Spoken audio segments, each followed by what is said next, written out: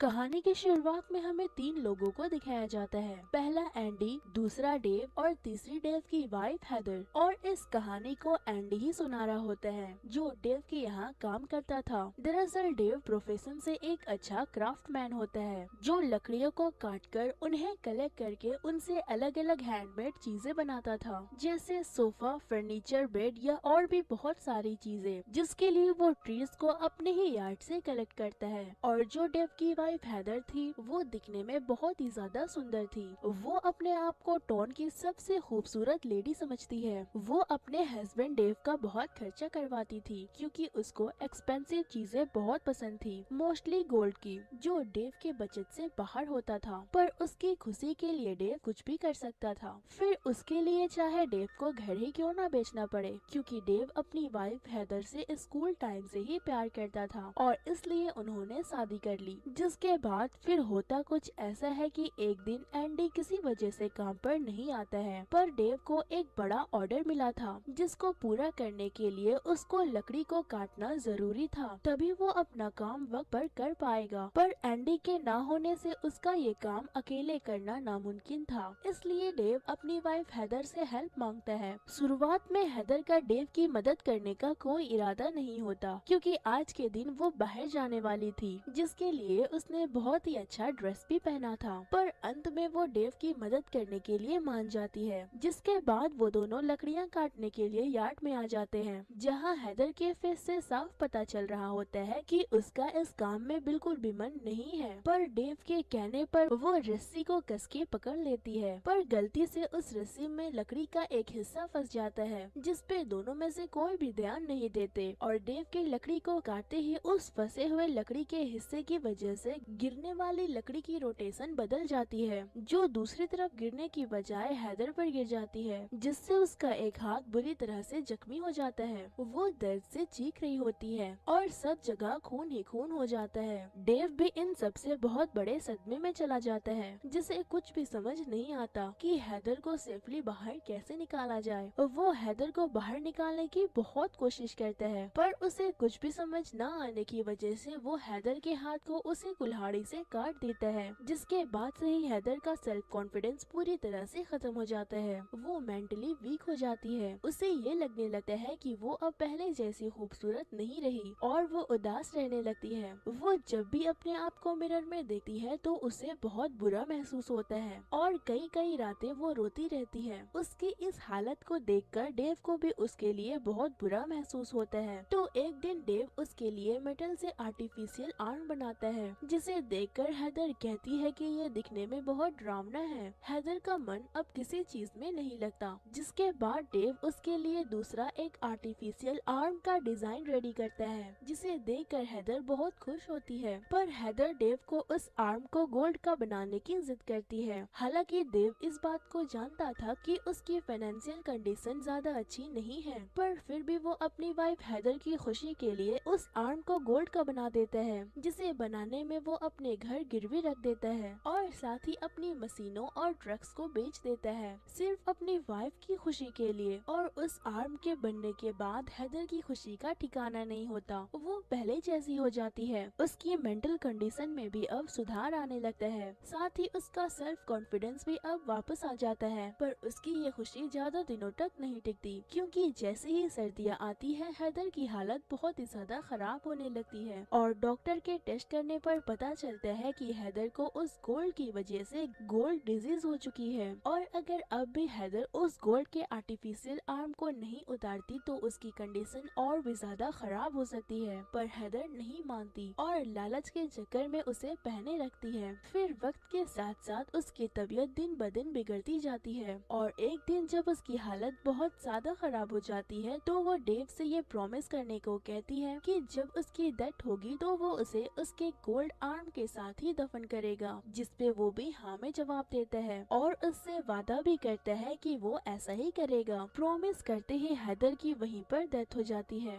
जिससे हेदर बहुत दुखी होता है और वो अपनी वाइफ को उसके गोल्डन आर्म के साथ ही दफन कर देता है। ऐसे ही कुछ महीने बीत जाते हैं और डेव की परेशानियां बढ़ने लगती है, क्योंकि अब हैंडमेड से बनी चीजों की मार्केट भी डाउन होती जा रही थी। साथ ही डेव के पास इतने पैसे भी नहीं होते हैं कि वो एंडी को सैलरी दे सके, इसलिए वो उसे काम से निकाल देता है और गोल्डन आर्म के चक्कर में जो लोन उसने लिया था उसका अमाउंट भी बढ़ता जा रहा था। उसके इंटरेस्ट ना चुकाने पर और परेशानियां बढ़ते चले जाने से डेव अब बहुत ज्यादा ड्रिंक करने लगा था। फिर उसे उस गोल्डन आर्म का ख्याल आता है जिसके जरिए वो अपने सभी लोन्स को चुका सकता था और वो वैसा ही करता है। वो अपने वाइफ के कब्र के पास जाता है और उसके कोफिन को खोलते ही उसे हैदर की डिकम्पोज डेड बॉडी दिखती है जो गल रही होती है और दिखने में बहुत ज्यादा भयंकर लग रही थी। जहाँ देव उस गोल्डन आर्म को जैसे ही हैदर के आर्म से निकालने की कोशिश करता है तो हैदर अपना आँख खोल देती है, जिसे देखकर डेव उसे वापस से बंद करता है और कुल्हाड़ी से उसके गोल्डन आर्म को काटकर निकाल लेता है। तभी हैदर की आँख एक बार फिर से खुल जाती है, जिसे देखकर डेव बहुत ही ज्यादा डर जाता है और वहाँ से भागकर सीधा अपने घर चला जाता है। फिर घर आकर उसे राहत की सांस मिलती है और साथ ही एक उम्मीद भी नजर आती है कि अब वो इस आर्म के जरिए अपना सारा कर्ज उतार कर अपनी नई जिंदगी की शुरुआत करेगा। तभी उसके घर के बाहर से अजीब सी आवाजें आने लगती है।